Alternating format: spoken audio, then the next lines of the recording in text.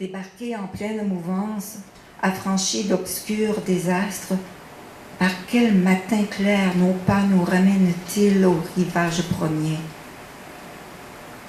C'est déjà un autre temps qui respire par les images, pensées, rêves, reflets, rosés en diamants, écailles de lumière. Tout soudain se met à bouger. Le vert, le bleu et l'ocre creusent un passage vers ailleurs. Chaque feuille répond au vent. En vain, le ciel interroge la part d'irrésolu laissée à découvert. On ne sait plus qui de la lune ou de l'espoir tangue le plus.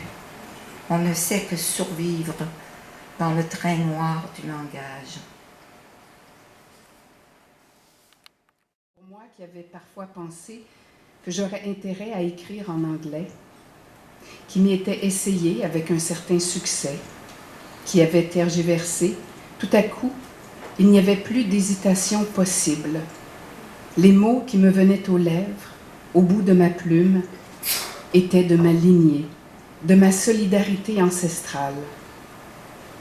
Ils me remontaient à l'âme comme une eau pure qui trouve son chemin entre des épaisseurs de roc et d'obscurs écueils.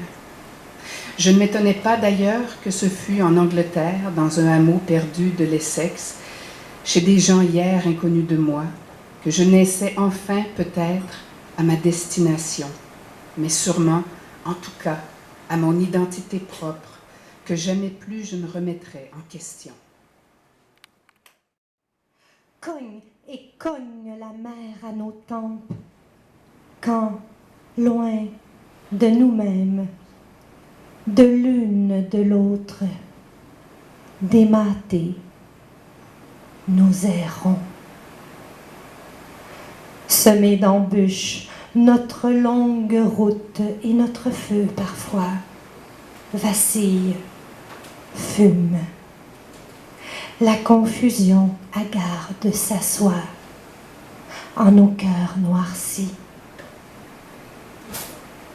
Avec toi, je me rappelle, notre lignée perdure. C'est toi et moi, ce cœur de vie.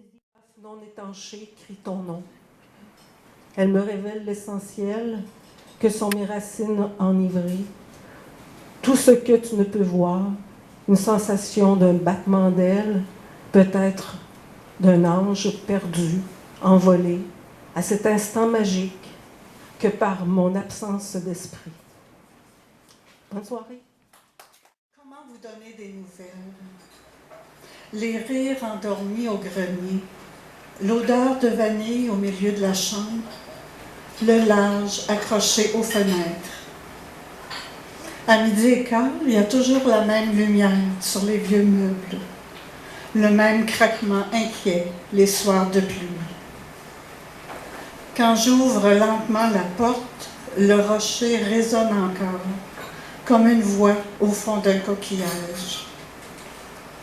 Comment vous donner des nouvelles, sans parler du fleuve à la brunante, du clocher en sourdine, du lilas et un peu de vous? La rumeur s'appuie sur les gouttières vides. Je ne sais pas l'envers de la vie, des nuits broyées qui ne servent à rien, comme un cri déchiré, des fragments inaltérables trouvés au petit matin. Je ne sais si l'épaisseur des doutes s'amenuise, le temps ne suffit plus, les ruines rassemblées sans les fruits saccagés. Comment savoir? Il restera la parole, plus creuse, plus belle. Qu'ai-je touché dans l'interstice des murs, les mots oubliés? Avant la fuite des jeux transparents, le jour m'entourait. Contre lui, la muraille s'éloignait. Il suffisait de perdre un instant la vue, oublier la mort des fleurs et le souffleur de lampe. Entre le silence et l'ombre surgit l'éclipse, une main si brève. Un seul tressaillement a ouvert le cœur de ma maison. Le temps presse. Nous avons l'habitude d'échapper des choses. Le temps presse. À se cogner la tête, restreindre l'ego de ses possibilités. Vieillir nous amène à désirer le désir, la jeunesse comme défaut. Mon exil se fait dans l'incapacité de la capacité, dans l'incapacité de la capacité, dans l'incapacité de la capacité.